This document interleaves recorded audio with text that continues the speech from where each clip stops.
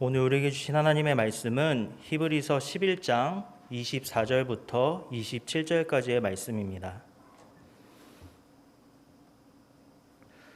신약성경 365쪽에 히브리서 11장 24절부터 27절까지의 말씀입니다.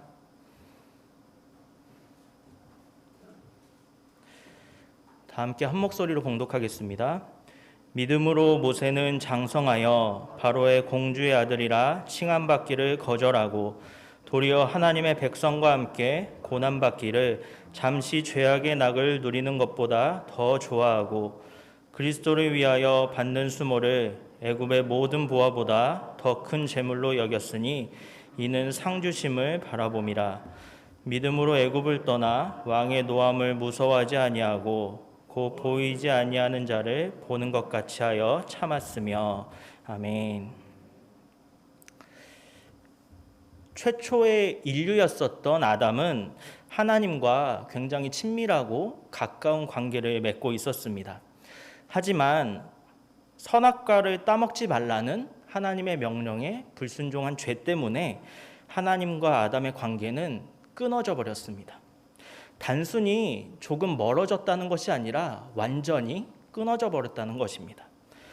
만약에 하나님과 아담과의 관계가 단순히 조금 멀어진 것에 불과했었다면 아마도 그 관계는 아담의 노력으로도 어느 정도 회복이 가능했을 것입니다.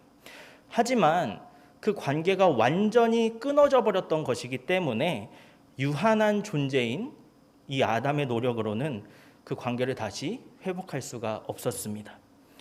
그래서 아담의 후손인 우리들도 하나님과 완전히 끊어진 채로 이 세상에 태어나게 되었습니다. 우리는 하나님과의 관계가 완벽하게 끊어진 채 우리의 능력이나 우리의 노력으로는 하나님을 알 수도 없고 하나님과의 끊어진 관계를 회복할 수 없는 그런 존재로 태어난 것입니다.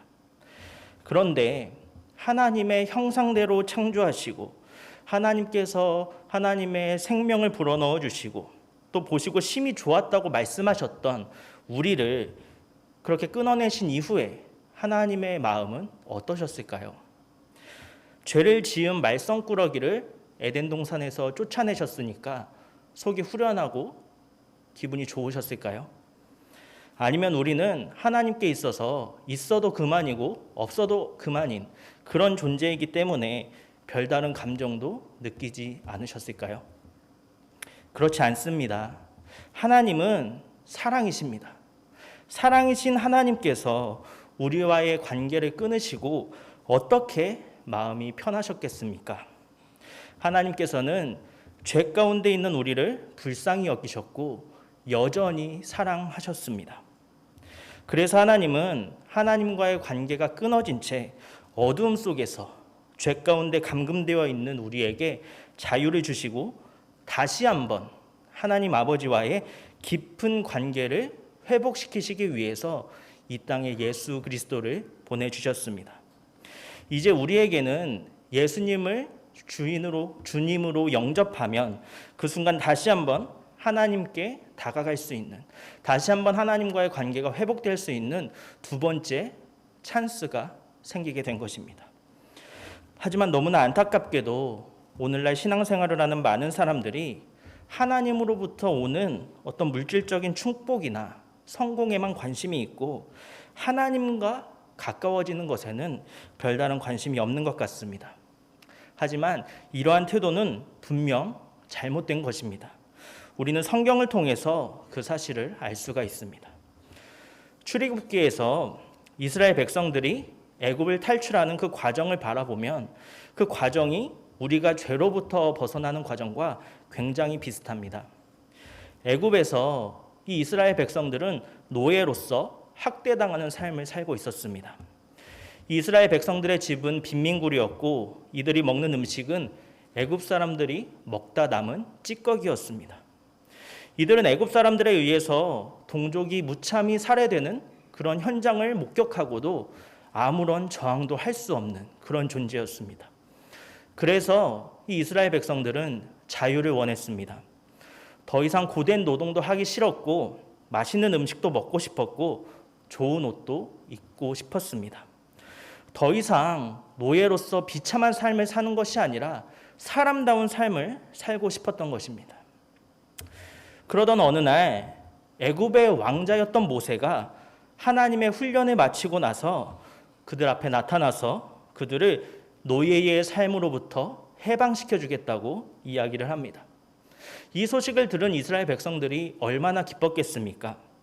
그동안 막연하게 꿈꾸기만 했었던 그런 일들이 현실로 일어날 수 있다는 기쁨과 기대가 있어서 이스라엘 백성들은 하나님을 찬양했습니다. 하지만 이 이스라엘 백성들의 그 찬양은 얼마 가지 못했습니다. 모세가 애굽 왕 바로에게 가서 이스라엘 백성들을 내보내달라고 요청을 했을 때 바로가 그 요청을 거절했기 때문입니다. 오히려 이전보다 더 힘든 노동을 시키면서 이스라엘 백성들이 감히 탈출은 꿈도 꾸지 못하도록 만들었습니다. 이러한 상황 속에서 이스라엘 백성들은 좌절하게 되었고 모세와 하나님을 원망하고 악담을 퍼붓습니다. 출애굽기 5장 21절 말씀입니다. 우리를 바로의 눈과 그의 신하의 눈에 미운 것이 되게 하고 그들의 손에 칼을 주어 우리를 죽이게 하는도다. 여호와는 너를 살피시고 판단하시기를 원하노라. 이 이스라엘 백성들은 자신들의 기대와는 전혀 다른 상황이 펼쳐지니까 곧바로 태도를 바꾸었던 것입니다. 하지만 하나님께서는 이 이스라엘 백성들이 이렇게 태도를 바꿨음에도 불구하고 애굽에 내린 10가지 재앙을 통해서 바로의 고집을 꺾으시고 결국에는 이스라엘 백성들을 출애굽시키신다는 하나님의 약속을 지키셨습니다. 또 이러한 상황이 펼쳐지니까 이스라엘 백성들은 또다시 자신들의 태도를 바꾸어서 하나님을 찬양하고 하나님을 기뻐하며 애굽을 탈출했습니다. 이제 이들은 하나님께서 약속하신 그 젖과 꿀이 흐르는 가나안 땅으로 가기만 하면 되겠구나, 이런 기대에 휩싸여 있었습니다. 그런데 어땠습니까? 그들이 홍해에 다다랐을 때 애굽의 군대가 뒤에서 쫓아오고 있다는 그런 사실을 알게 되었습니다. 그 순간 이 이스라엘 백성들의 태도는 또다시 돌변해서 모세를 향해 불평을 하기 시작합니다. 출애굽기 14장 11절과 12절 말씀입니다. 그들이 또 모세에게 이르되 애굽에 매장지가 없어서 당신이 우리를 이끌어내어 이 광야에서 죽게 하느냐? 어찌하여 당신이 우리를 애굽에서 이끌어내어 우리에게 이같이 하느냐? 우리가 애굽에서 당신에게 이른 말이 이것이 아니냐? 이르기를 우리를 내버려 두라. 우리가 애굽 사람을 섬길 것이라 하지 아니하더냐? 애굽 사람을 섬기는 것이 광야에서 죽는 것보다 낫겠노라. 이스라엘 백성들이 상황에 따라서 모세를 원망했다가 또 하나님을 찬양했다가 이렇게 자신들의 태도를 바꾸는 장면은 이후에도 계속해서 등장을 합니다. 하나님께서 홍해를 가르시고 애굽의 군대를 수장시키셨을 때에는 또다시 하나님을 찬양했습니다. 하지만 광야에서 마실 물이 떨어졌을 때 그들은 또다시 불평을 쏟아놓습니다. 그러다가 또 하나님께서 문제를 해결하시면 하나님을 찬양하고, 또 양식이 떨어지면 또다시 불평하고, 또 문제가 해결되면 또다시 하나님을 찬양했습니다. 그런데 잘 생각해 보면 사실 불평 불만을 쏟아낼 사람은 이스라엘 백성들이 아니라 모세였습니다. 사실 모세는 애굽에서 노예 생활을 하던 사람이 아니었습니다. 왕궁에서 아무런 부족함 없이 잘 먹고 잘 살았던 사람이 바로 모세입니다. 그런데 이 모세는 그런 호화로운 삶을 모두 다 버리고 이 거칠고 힘든 광야의 삶을 선택했고, 이스라엘 백성들과는 너무나도 다르게 뒤돌아보면서 후회하지도 않았고 불평하지도 않았고 원망하지도 않았습니다. 그렇다면 도대체 모세와 이스라엘 백성들의 다른 점이 무엇일까요?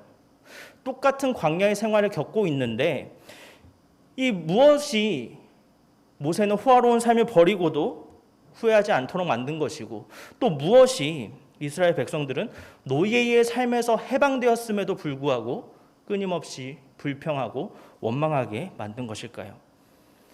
그것은 바로 하나님과의 진정한 만남입니다. 모세에게는 하나님과의 진정한 만남이 있었습니다. 방금 읽었던 출애굽기 14장 11절과 12절 말씀을 다시 한번 읽어보겠습니다. 함께 읽겠습니다. 그들이 또 모세에게 이르되 애굽에 매장지가 없어서 당신이 우리를 이끌어내어 이 광야에서 죽게 하느냐? 어찌하여 당신이 우리를 애굽에서 이끌어내어 우리에게 이같이 하느냐? 우리가 애굽에서 당신에게 이른 말이 이것이 아니냐? 이르기를 우리를 내버려 두라. 우리가 애굽 사람을 섬길 것이라 하지 아니하더냐? 애굽 사람을 섬기는 것이 광야에서 죽는 것보다 낫겠노라. 자, 이 말씀을 잘 들여다보면 이 말씀에서 가장 많이 등장하고 있는 단어가 있습니다. 그것은 바로 우리라는 단어입니다. 당시 이스라엘 백성들의 관심이 온통 자기 자신에게만 향해 있었다는 것입니다. 그들에게 있어서 하나님의 뜻이나 하나님의 계획이나 하나님의 약속은 전혀 중요한 것이 아니었습니다. 그들에게 있어서 가장 중요했던 것은 바로 자신들의 안위와 자신들의 안전이었습니다. 그들이 출애굽을 했었던 동기 또한 마찬가지입니다. 그들이 출애굽을 했었던 이유는 그것이 하나님의 약속이기 때문도 아니고 그것이 하나님의 뜻이기에 하나님의 말씀에 순종했던 것도 아니었습니다. 이 노예 생활을 하던 애굽에서의 삶보다는 출애굽을 하는 것이 자신들에게 더 이득이 될 것이라고 생각했기 때문입니다. 출애굽하면 지금보다는 생활이 좀 낫겠지. 지금보다는 형편이 더 나아지겠지. 하나님께서 약속하신 그 땅은 젖과 꿀이 흐른다고 하는데 최소한 이 노예 생활하는 것보다는 좀 더 낫게 살 수 있지 않을까?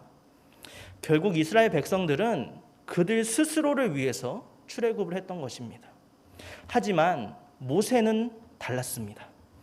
힘든 노예의 삶을 살면서 하나님을 잊어버렸던 이스라엘 백성들과는 다르게 모세는 광야에서 하나님과의 진정한 만남을 경험했습니다. 그래서 모세는 출애굽시킨 이 이스라엘 백성들을 이끌고 가나안 땅으로 먼저 가는 것이 아니라 그 이전에 시내산으로 먼저 향했습니다. 출애굽기 7장 16절 말씀입니다. 내 백성을 보내라. 그러면 그들이 광야에서 나를 섬길 것이니라. 이 말씀은 하나님께서 모세를 통해 애굽 왕 바로에게 하셨던 말씀입니다.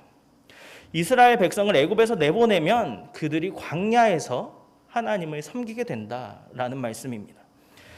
하나님께서는 내 백성을 내보내면 그들이 약속의 땅인 가나안으로 들어가게 될 것이다. 이렇게 말씀하지 않으셨습니다.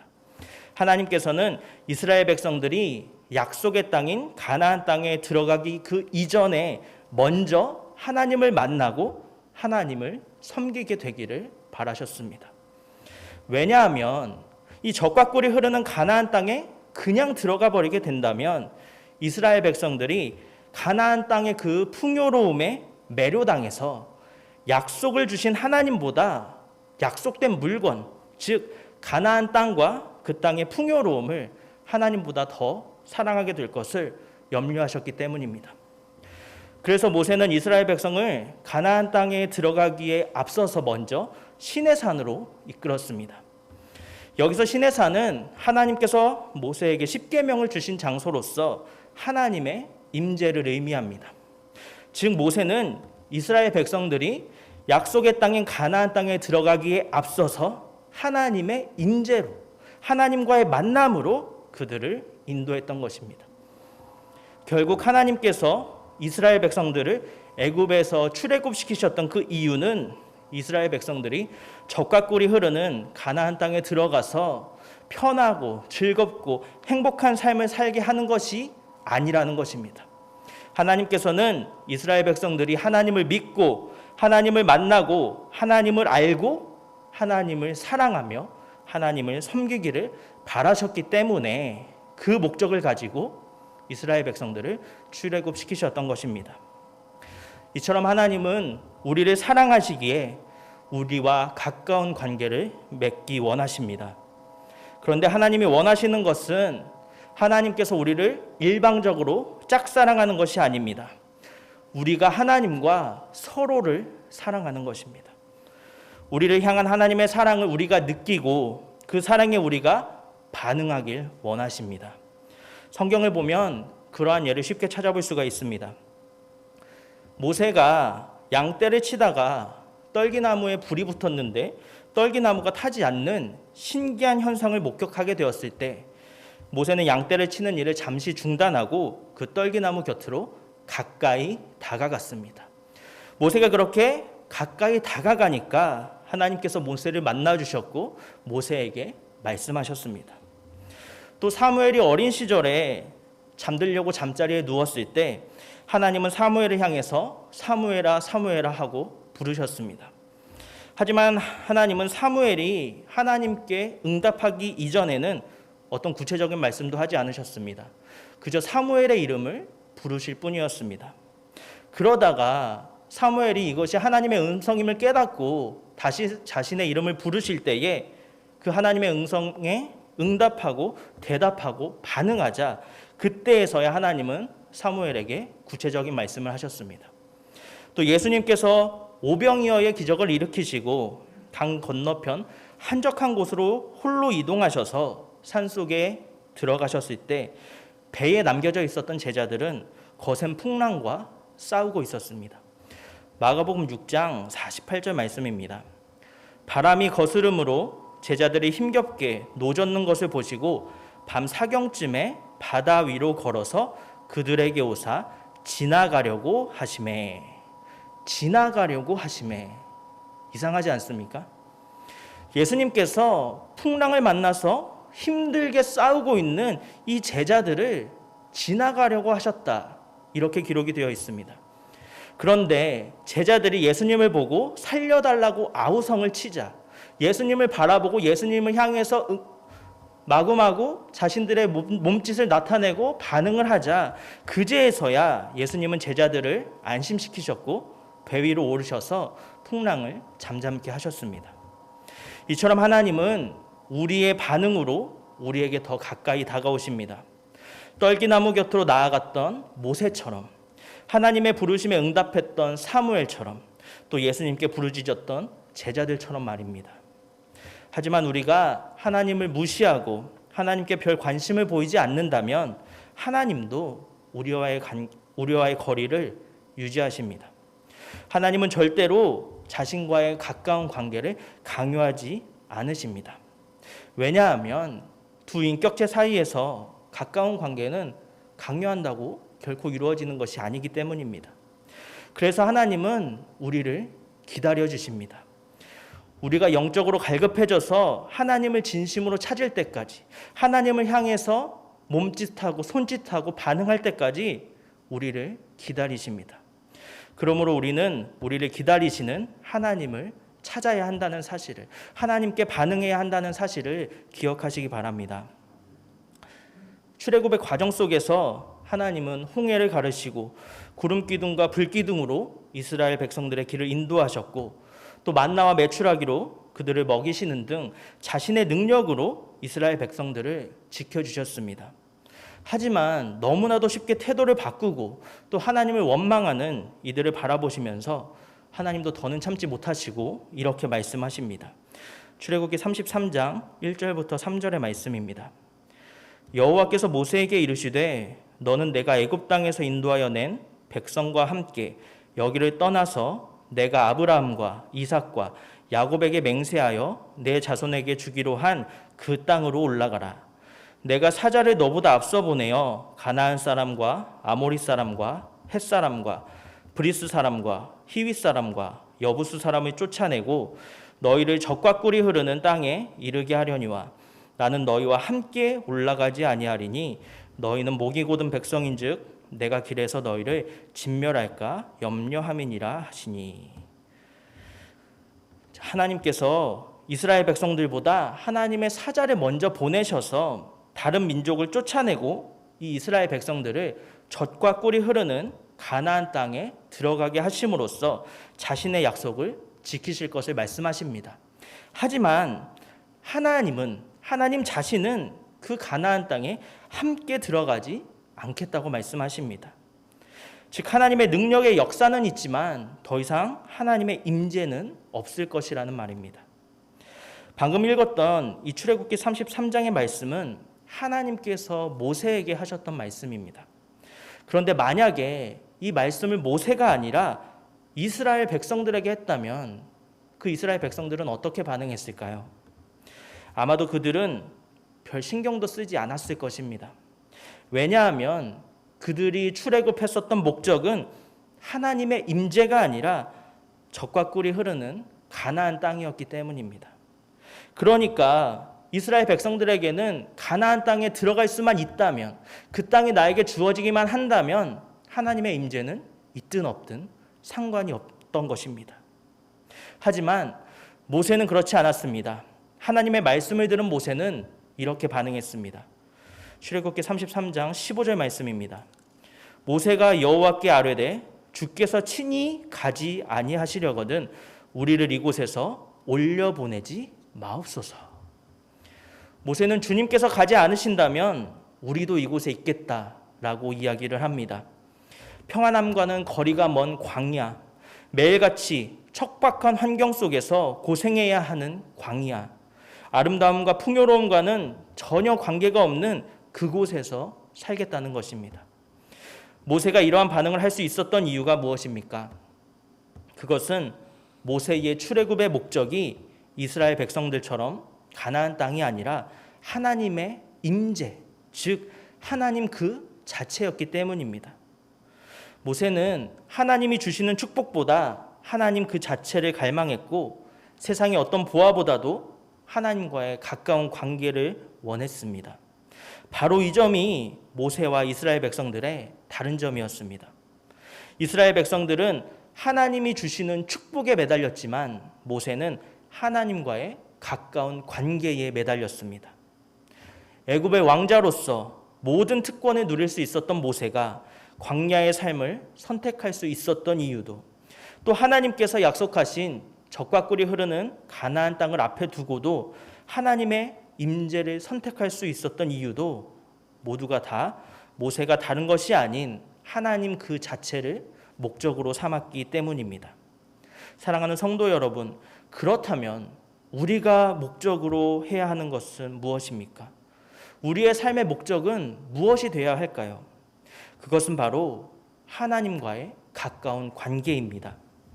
우리 인간은 하나님과 인격적으로 살아있는 관계를 맺기 위해서 창조된 존재이기 때문에 하나님과 인격적으로 충만한 관계를 맺지 못하면 인생을 살아가면서 결코 만족할 수 없습니다.